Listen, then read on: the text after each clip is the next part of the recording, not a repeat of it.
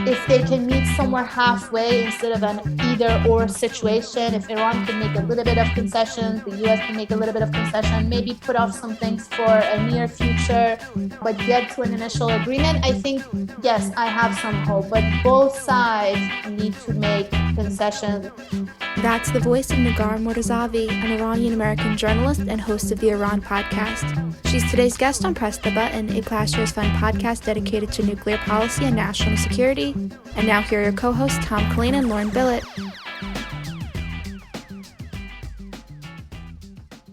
Thanks, Angela, and welcome back to Press the Button. Hi, Tom. How was your weekend?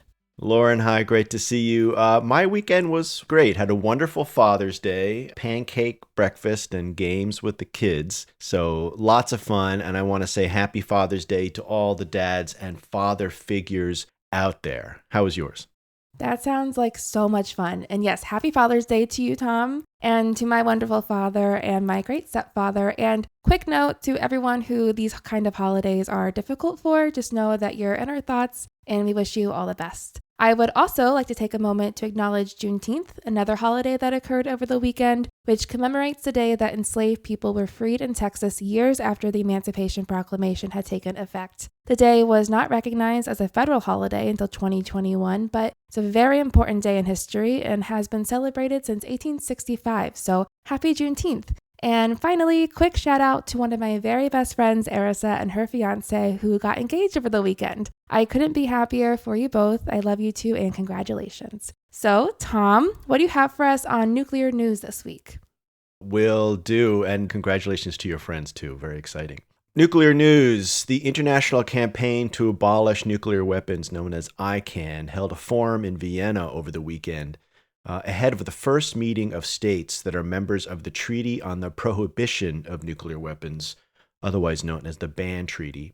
ICAN brought together organizers, educators, and nuclear weapons experts from around the world, including our very own Emma Belcher, who spoke about how we can seize this moment and sustain momentum on the nuclear issue going forward. The Vienna Conference on the Humanitarian Impact of Nuclear Weapons also took place on Monday, organized by the Austrian Ministry of Foreign Affairs. This one-day event aimed to focus international attention on the humanitarian impact of nuclear weapons, and we'll be following the Ban Treaty's first meeting of states parties closely and bring you more analysis next week.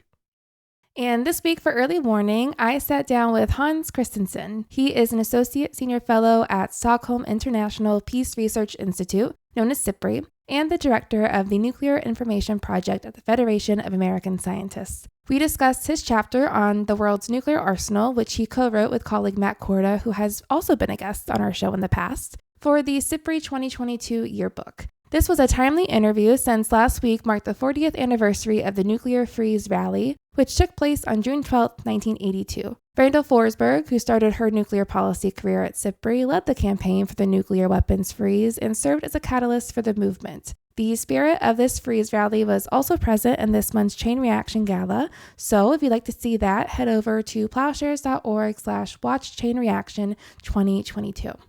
And then I talked with Negar Mortazavi. She's an Iranian-American journalist and the host of the Iran podcast. We discussed the stalled negotiations to revive the 2015 Iran nuclear deal. Both Washington and Tehran have been unable to make progress, and Rafael Grossi, the head of the UN's atomic watchdog, has said that Iran's recent moves to limit transparency means his agency may soon not be able to confirm Iran's nuclear program is peaceful. So time could be running out to save the deal. Please stay tuned. And if you like what you hear, remember to hit subscribe and leave us a rating. Your feedback helps us to improve the show. And with that, let's get into today's episode. The clock is ticking. And now, early warning, early warning, early warning, early warning. A 7-minute synopsis of this week's nuclear news. Thanks, Jacqueline. The Stockholm International Peace Research Institute, known as SIPRI, has just released its 2022 yearbook. While the name sounds pleasantly nostalgic for our school days, the contents of this yearbook focus not on extracurriculars and clubs, but on the current state of armaments, disarmaments, and international security. Today, we're joined by Hans Kristensen, Associate Senior Fellow with SIPRI's Weapons of Mass Destruction Program and Director of the Nuclear Information Project at the Federation of American Scientists.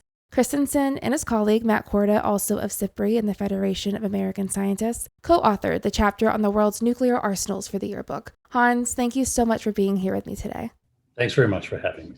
To begin, could you share the overall focus and findings from your and Korda's research for the yearbook?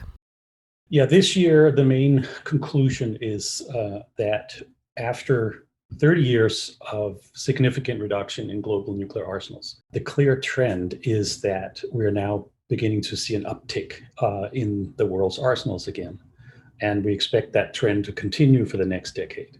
And so this is a significant shift from everything that we have been dealing with in the world for the past 30 years. And it reflects that the nuclear armed states are beginning to adhere or attribute more value to nuclear weapons again, not just in terms of what they have, but also they got to be able to do more. They're going to have more of them. So this is a worrisome trend for the international non-proliferation and disarmament community. And how has diplomacy affected or not affected these trends? Well, the diplomacy works only as well as the political will does, of course. And so if there is a political will to reduce arsenals and limit the role, then that is what is being accomplished, because there are very skilled people in all the institutions that can do this job and get it done if the political will is there. But if the will upstairs in the top of the government is missing, then we're lost in a sense. And the best we can do until that situation changes is that people that are working on preparing arms control and new agreements, they're preparing the ground for when the political climate changes again, so that once it changes, we're ready and can hit the ground running. We don't have to start all over. And what does this mean for the future of nuclear policy on the global scale and here in the United States? On the global scale, it means that there is a lot more competition, direct competition. It reflects a greater degree of military animosity between countries today. Nuclear weapons are not sort of on their own. They reflect how people view threats and opportunities. And so that's what we see happening here. This is the result of what is now being called great power competition. But it's also the result of smaller power competitions between India and Pakistan, what North Korea is doing, things like that. Even the United Kingdom, a small nuclear weapons state, has decided it needs to increase its nuclear stockpile. So there are many different reasons for this happening in different countries. Here in the United States, it means that the United States will begin to shift its focus from reducing the role and numbers of nuclear weapons to holding the line, so to speak. There's no appetite yet for an increase or for a significant increase like we see in China or India, Pakistan, or probably in Russia. But it does mean that in the United States, we're seeing signs that officials and politicians are beginning to talk more about a valuable role of nuclear weapons and a need even to have more of them that can do new missions or special missions and things like that.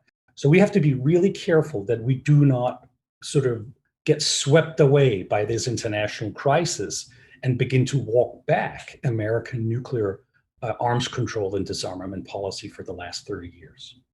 Finally, Hans, how do you think we can walk that back and reduce our nuclear weapons arsenal? Well, one way we've been trying to do it for the past 30 years is to, in our military strategies, rely more on conventional weapons for scenarios that do not strictly require nuclear weapons. I mean, sort of purely holding things at risk in certain scenarios. This has actually led to a significant reduction of U.S. inventory of non-strategic nuclear weapons over the years. But it's not something we can continue to do. It doesn't solve the problem, so to speak. It has to be accompanied by a political determination that we reduce the requirement to what it is the military has to hold at risk with nuclear weapons and the jobs they have to accomplish with nuclear weapons. That can be done. But that's a White House decision. It is the president that has to say to the military, no, you do not have to accomplish this mission anymore. We are good enough to accomplish this and this and this. And that will result in new opportunities for reducing reliance on nuclear weapons. Powerful message, Hans. Unfortunately, though, our time is up. Thank you so much for taking the time to be here and sharing your expertise. Thanks very much for having me.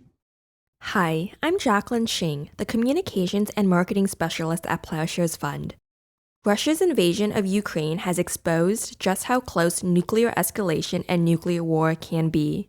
To meet the urgency of this moment, Plowshares Fund has launched a donation match challenge to make the largest grants possible to those who are working every day to reduce and eliminate nuclear weapons. Right now, all first-time gifts will be matched dollar for dollar, and all new monthly gifts will be matched at their 12-month value. Or increase your giving and the full amount above your last gift will be matched. Go to plowshares.org/donate today. And thanks for listening.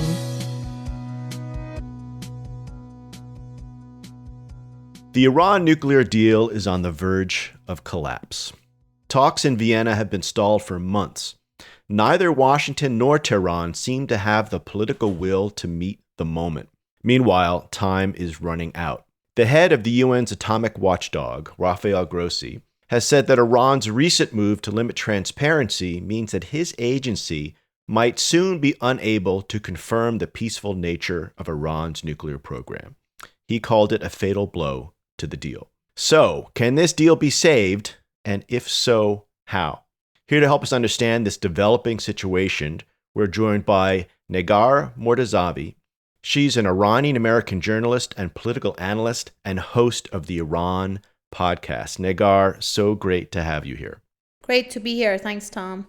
So, Negar, let's start with the big picture. How bad is the situation with the Iran nuclear deal, and how did we get here? Well, as you said, it looks pretty bad. I mean, I've always tried to maintain optimism and not become too pessimistic. But as far as where we are and where we came in the past sort of year and a half, meaning since the beginning of the Biden administration, when diplomacy was sort of restarted, and then obviously we always have to go as far back as the Trump era, and specifically the May 2018 when President Trump pulled out of the nuclear deal, pulled the US out of the nuclear deal. I think we're not in a good place. As you also quoted the IAEA director, Iran is sort of developing and expanding its program and also reducing its commitment to the nuclear deal. I think it's sort of a natural reaction, or meaning predictable reaction, to them seeing the US reduce its commitment or sort of be in non-compliance to the deal. And unfortunately, the attempts at diplomacy have not been successful in the past year and a half. And moving forward also, I think the closer we get to the US midterm elections, the more difficult this path is going to be, because a lot of foreign policy and international issues become domestic political fights in the US, in the election. The Democrats have the White House and Congress right now, but that's not necessarily going to continue after the midterm elections. So this is one focus of the administration, and I think there will be less and less priority put on foreign issues, including the Iran deal. So that's why I also don't have a lot of hope moving forward. And then that's also why me and some others were emphasizing that the beginning of the administration, or specifically the first 6 months that overlapped with the previous admin in Iran, was a golden window of opportunity, which unfortunately was lost. So, as we mentioned, recently Iran has taken the move in response to criticism from the International Atomic Energy Agency to turn off cameras that were part of the Iran deal to verify Iran's non-nuclear status. And that was the move that Rafael Grossi was responding to. What do you think Iran is trying to achieve by turning off these surveillance cameras? What is their game plan here?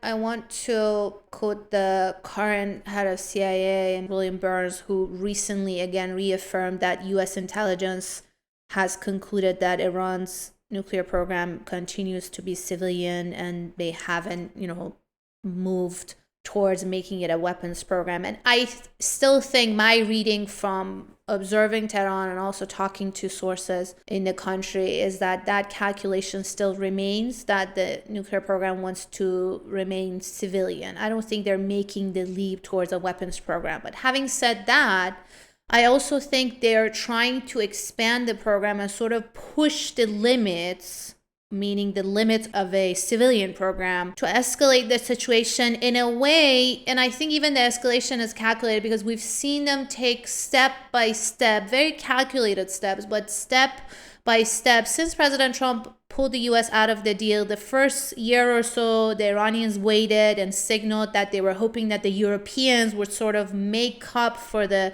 US absence in the deal, meaning in the form of economic returns, because that's the essence of it. It's Iran agreeing to put limits and monitoring of its nuclear program in exchange for economic returns. And the US sanctions, the economic sanctions, the crippling economic sanctions have really crippled Iran's economy. So the Europeans had very strong political and public opposition to the Trump administration, but in reality, the Iranians didn't see that economic return. And then after a year or so, they started taking steps to reduce their compliance, but there were also reversible steps. And they were constantly signaling that we're not burning a bridge of going back, but we're also willing to move forward. When President Biden won in November, there was this expectation in Tehran, and frankly, by many of us also here in Washington, that the Biden admin would bring the US back into the JCPOA much earlier than where we are right now. That was the expectation. So in a way, Tehran also sort of waited out President Trump for the Biden team to come in. But then again, as that window of opportunity was missed, and then there was an election in Iran last year in June, there's a change of administration, the hardliners or conservatives are in power now, and the dynamics have changed and shifted. So I think this is a continuation of them taking steps to escalate the situation within a limit, within a framework. Technically, Iran hasn't left the JCPOA, the deal, and I think the calculation in Tehran still is that this deal is in their benefit, but the deal is also in coma, as we like to call it, on life support. So if this deal is not resurrected, I think the status quo of US sanctions is just something that Iran is not happy about. It doesn't work for them. And they're going to try to escalate more and more, unfortunately, to, change the calculation in Washington. So you see this latest Iranian escalation as a way to, in a sense, get Biden's attention to act sooner rather than let this just kind of stall out. Exactly, because as I see it, I think this administration, even though they wanted a return to the JCPOA, but considering what happened under Trump and where we are now, they see the political cost of a return to the JCPOA too high for them, the domestic cost. And they've sort of learned to live or be comfortable with the status quo. And the Iranians also observe Washington very closely. They understand US domestic politics. So they want to change this calculation of making the status quo or changing the status quo in a way that it becomes uncomfortable enough for the administration that they would try to take a step, sort of balance that political cost.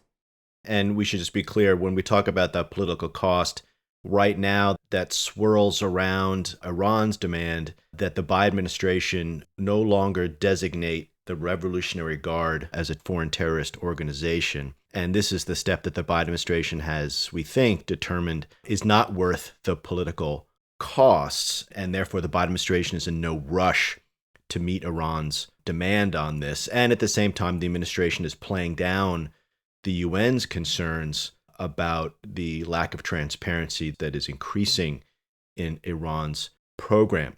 So the question is, if the administration does not want to pay that political cost on the Revolutionary Guard, and it seems to be hoping that Iran will not escalate the situation before the elections, is that likely, right? It certainly seems that, as we've just been discussing, Iran's game plan is to keep escalating, to force the issue, to force the Biden administration to do something proactive. So how do you see the next few months playing out, and how might things get worse before November? Well, there are escalations that are calculated, and then the nature of the region and also this volatile sort of relationship or tension or the lack of relationship is that there are escalations that you don't anticipate and things getting out of hand, or conflicts that you stumble into, or things like the Russia attack on Ukraine that are just unrelated but happen and divert your attention or influence your other decisions and calculations. A year ago, we didn't know we would be here dealing with this massive global issue, meaning Russia's invasion of Ukraine, that would impact every other foreign policy decision. So it seems like Tehran's calculation is that, as I said, they want this deal, but the IRGC FDO designation, as you said, the removal of the IRGC is also, which is the sticking point, is something that they want as part of the deal. There have been some public signaling. For example, the current foreign minister, the new foreign minister, once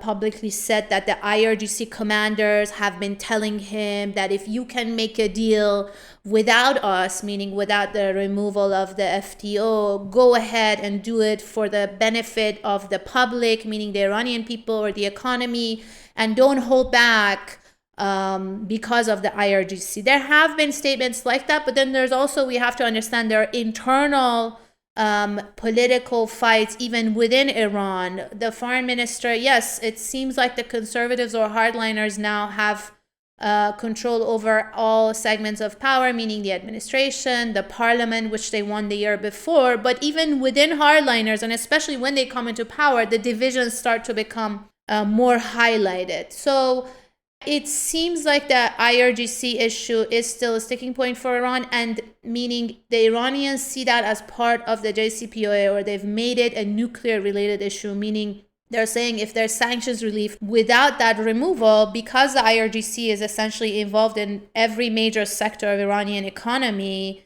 the economic return wouldn't make sense for them. For the US side, it seems like the Biden administration is looking at the IRGC removal as a non-nuclear issue and then wanting non-nuclear concessions from Iran in return for that IRGC removal. So anyways, I don't think the Iranians are going to take this offer, the JCPOA minus the IRGC. And so for them, it's just escalating more, both in the form of the nuclear program, meaning, taking more steps to reduce their compliance.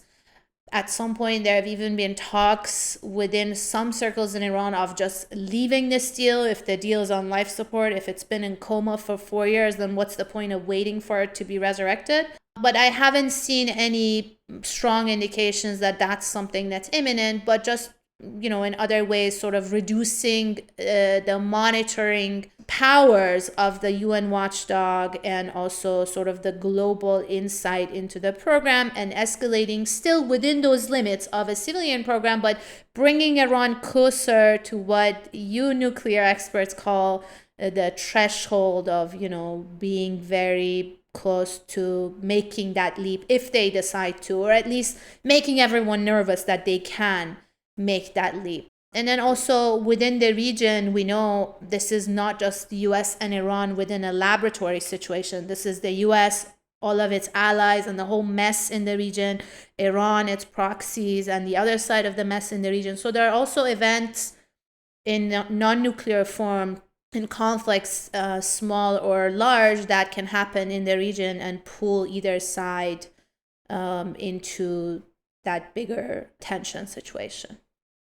Yes, which we'll get to in a moment, but I just want to stick for now with this question of how Iran might escalate in the next few months.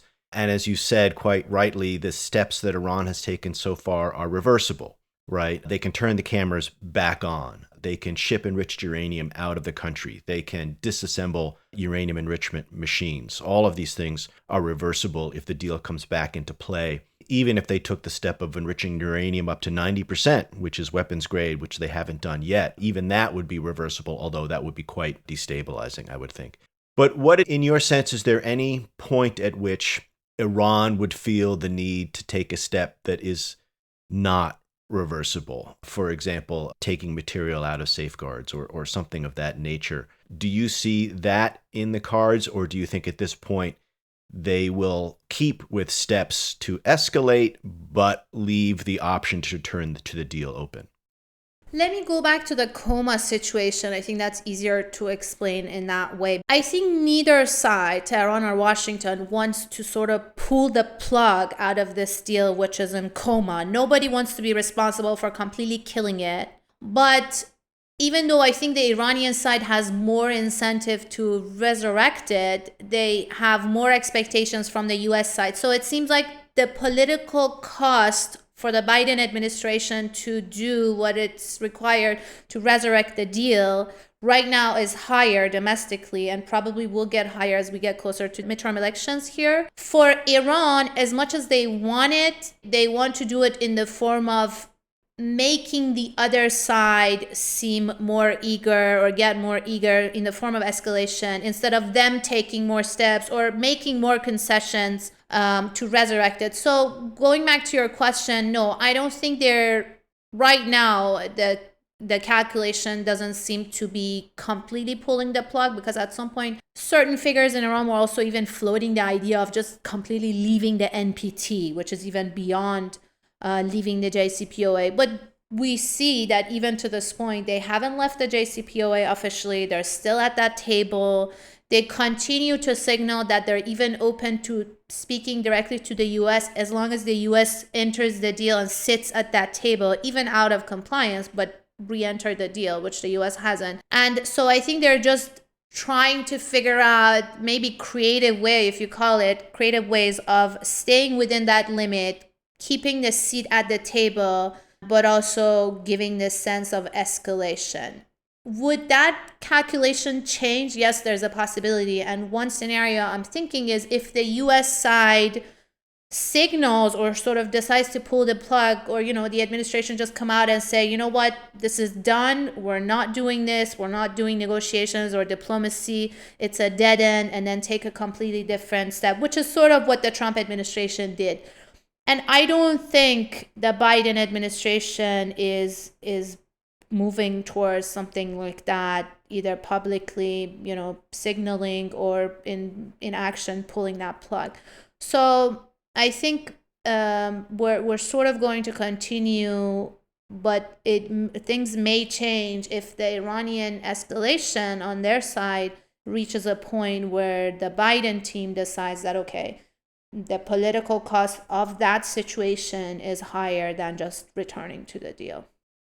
Another aspect to this is that, of course, the Biden administration has announced that the president will be traveling to the Middle East, to Israel and Saudi Arabia in July, his first trip there. How do you see that trip and any possible outcomes of that trip affecting the calculus on the Iran deal, if at all? Well, yes, I think it does, at least from a public signaling point. First of all, from an American viewpoint, as people who observe foreign policy, I think it's a little disappointing to see the administration sort of follow in the footsteps of the Trump administration with a different rhetoric, yes, sure, but sort of in action, or as far as policies, not too different from the Middle East policy of the previous administration when it comes to Iran, when it comes to Saudi Arabia. Candidate Biden had promised to make at least the Saudi ruler bin Salman, de facto ruler, a pariah in the state after the murder of Jamal Khashoggi. And it seems like that maybe the invasion of Ukraine has changed that calculation. On Israel, the closest ally to the US in the region, and just in general, the whole rhetoric of centering human rights and, siding with those who defended and opposing those who violated it. All of that, it seems like once they got into office, and then obviously with Iran, how to do with a rival or a foe, it seems like when they got into office, the slogan versus policy has become very different. And this trip also is part of that big picture Middle East policy. As far as Iran, well, it's signaling to Iran, that one, the JCPOA hasn't happened, which is obviously something Iranians know. And two, that this alliance, the US alliance with its allies and partners in the region, continues is not going to be much different. And it's also going to give new reassurances, because we know, and you and I, following the JCPOA talks from the Obama era, that some of the strongest JCPOA opponents were not in the US, but also in the region, US allies in the region who tried to push back and stop or create impediments to negotiations. And there was this expectation that US relations with its allies in the Middle East, especially the Arab countries in the Persian Gulf, is going to be different when the Democrats come into power, when the Biden administration comes into power. And now this trip is signaling, and whatever is going to happen in this trip, the assurances or the new commitments or agreements, is going to signal that shift in the relationship hasn't really happened. And, it will give those opponents in the region more strength to sort of oppose or weaken diplomacy. It's just, overall, I don't think it's going to be beneficial to the JCPOA or the diplomacy process. This whole situation feels to me like a game of nuclear chicken, if you will, with both sides hoping the other will blink. And if neither one does, the deal may collapse. How would a collapse of the deal impact the security situation in the Middle East, in your view? Again, I think neither side wants this to collapse, meaning completely pull the plug. And I think if we get close to that situation, again, the calculations might change, or new offers may be put on the table, or who knows, maybe Europeans, US, other closest allies within the framework are going to come up with more creative or stronger proposals to sort of save the deal from completely unraveling. But if that does happen, it would be essentially a failure of diplomacy, not just a nuclear diplomacy, but any form of diplomacy, because we know that was the gateway. The nuclear deal was a gateway to more diplomacy and collaboration between Iran and the US or the West in general. So I think it will push the two sides towards more conflict, more tension. As I said, it's a volatile region. Iran has a whole network of allies and proxies spread across. Iran, yes, is an underdog when you compare it to the US or some of the powerful allies, but it's capable of creating headaches for the US and its allies in the region, even as an underdog. It is a regional power. That's something we have to accept. And I think having more tension and more conflict with this regional power is just going to be detrimental to the whole region. To civilians living in every country in the region are going to be impacted. Iran has a powerful presence in Iraq, is the closest ally to the Assad regime in Syria, has a strong presence in Lebanon, has, very close allyship with the Houthis in Yemen. All of these different networks and strongholds, if you may, are sort of designed in a way, as the Iranians call it, the axis of resistance. And yeah, I think we can anticipate more conflict. And then there's also the shadow war between Iran and Israel, which is happening on the ground in Syria. It's happening in the form of sabotages, cyber operations, assassinations, mostly on the Iranian side, of nuclear scientists, of missile experts, people within the Iranian armed system. And, there's also conflicts across the border. For example, Iran's border with Azerbaijan, Israel is having some presence there. There's tensions. Iran's Arab neighbors. And obviously with Iraq, there's a strong presence, there's partnership, but there's also tension. There's a land border. Iran has trade with Iraq. Iran has partnerships and collaborations, but then there's also a strong US presence there and influence. All of these areas are potential battlegrounds or potential places for more conflict, more escalation. So I think when there's a lack of diplomacy, we're just going to see more and more of these. And then there's also instances that are completely unpredictable. For example, back when John Kerry had direct contact through cell phone with the former Iranian Foreign Minister Zarif, when the US Navy boat stumbled from international water into Iranian waters, and they were arrested and detained, and it could have turned into a whole chaotic situation. They resolved it with a phone call within a day, I think. And it was a misunderstanding that could have turned very, very ugly. But, when there's a lack of relations, when there's lack of diplomacy, meaning that continuation of contact and relation, you're just going to see more conflict in areas that we can predict, and then also in instances that are just unpredictable and happen. Negar, last question for you, because we're unfortunately out of time. Can this deal be saved? And if so, what do both sides have to do?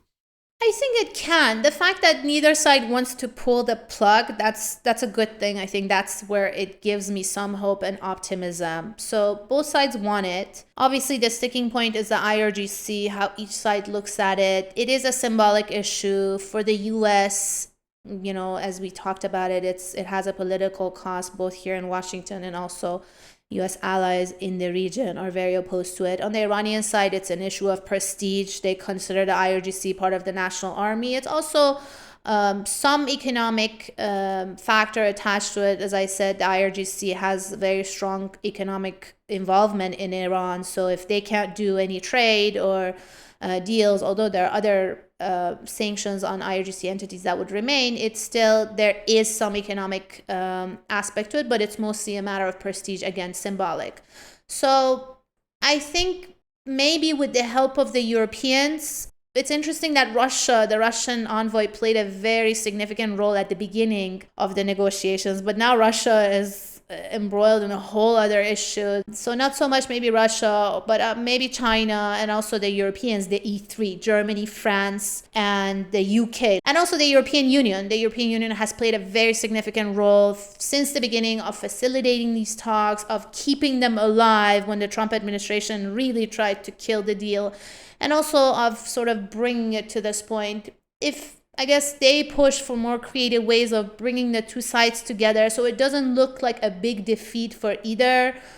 If they can meet somewhere halfway instead of an either-or situation, if Iran can make a little bit of concessions, the U.S. can make a little bit of concession, maybe put off some things for a near future, but get to an initial agreement, I think, yes, I have some hope, but both sides need to make concessions because there's no direct engagement. That needs to happen with the help of intermediaries, and that means the big powers that are present at the table. So I have some hope. I know the Europeans are interested. The EU is interested. How much power they have, how much creativity they can inject into the process remain to be seen. But also, the closer we get to the midterm elections, the more difficult this is going to be. Negar, great conversation. Pleasure to have you. Thank you so much for your time. Thanks for having me, Tom.